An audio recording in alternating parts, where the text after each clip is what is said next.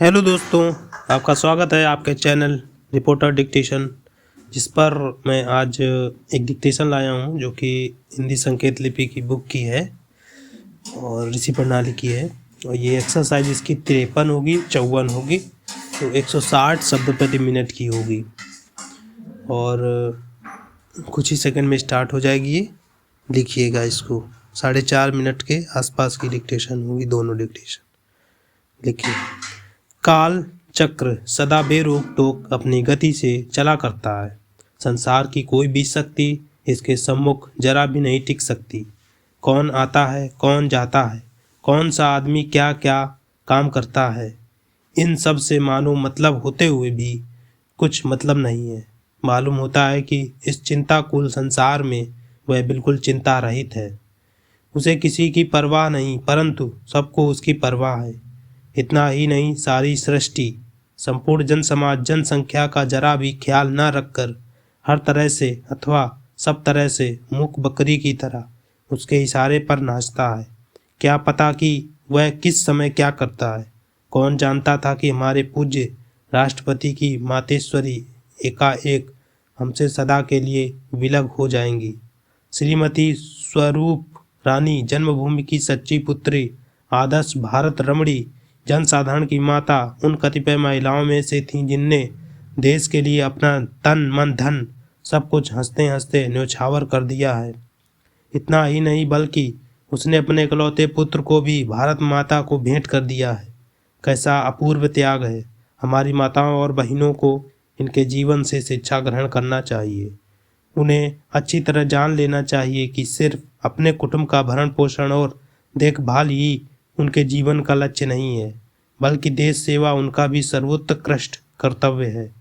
यह सर्वथा उचित ही था कि छोटों मोटों की तो बात ही क्या है, बड़े बड़े हिंदू मुसलमान लोगों ने अपने भेदभाव भुलाकर बिल्कुल एक मन से शोक और श्रद्धा प्रकट की। सचमुच ऐसे मौके पर तो ऐसा होता ही है, अथवा ऐसा होना ही चाहिए। अब वह समय आ गया है जब हम लोगों को चाहिए कि आम तौर पर हिंदू मुस्लिम आपस में एक हो जावें। व्यर्थ में लड़ने झगड़ने, कहने सुनने और धर्म के मामलों पर गर्मा गर्म बातचीत करने तथा एक दूसरे से जवाब तलब करवाने में शक्ति नाश करना सर्वथा हानिकारक है। हिंदू महासभा, मुस्लिम लीग, हिंदी साहित्य सम्मेलन, ऐसी भारतव्यापी संस्थाओं को चाहिए कि वे हिंदू मुसलमान, हिंदू उर्दू और हिंदी उर्दू हिंदुस्तानी के झमेले में ना पड़े, स्वतंत्रता के मैदान में एक होकर उतर आवें। पैरा अभ्यास 54। शिक्षा की प्रगति और देश की बेकारी को मामूली तौर पर देखकर कहा जाता है कि पढ़े लिखे युवकों की दशा अच्छी हो ही कैसे सकती है। एक तो शिक्षित युवकों की भरमार और दूसरे व्यापार, उद्योग धंधों और नौकरी की गिरी हालत बेकारी की भारी जटिल समस्या बनाए है। एक तो यह है ही, दूसरी खेती की बर्बादी, यानी 90% किसान जो गांवों में रहते हैं उनकी दशा देखकर हम कह सकते हैं कि यदि खेती तथा देशी व्यापार आदि में किए जाने योग्य सुधार शीघ्र न किए गए तो ऐसा ना हो कि कुछ दिनों के बाद देश में आतंकवाद की लहर उठ पड़े।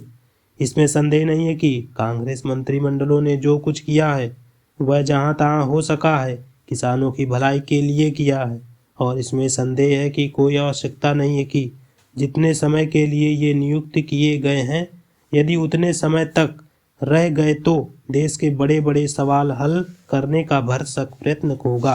पैरा आजकल सिर्फ शिक्षा के होने या ना होने के खास मतलब नहीं, किंतु सबसे बड़ी बात यह है कि पढ़े लिखे लोग और बेकार न बैठने पावें। हम नहीं कह सकते कि बेकारी का संबंध देश व्यापार आदि से है, जिसकी जिम्मेदारी भारत पर सरकार पर बहुत अधिक है।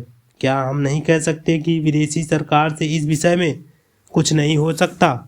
यथार्थ में मैं कह देना चाहता हूँ कि हमारे औद्योगिक और व्यापारिक पतन का कारण हमारी दासता है। अतः सबसे बड़ी बात यह है कि देश स्वतंत्र हो।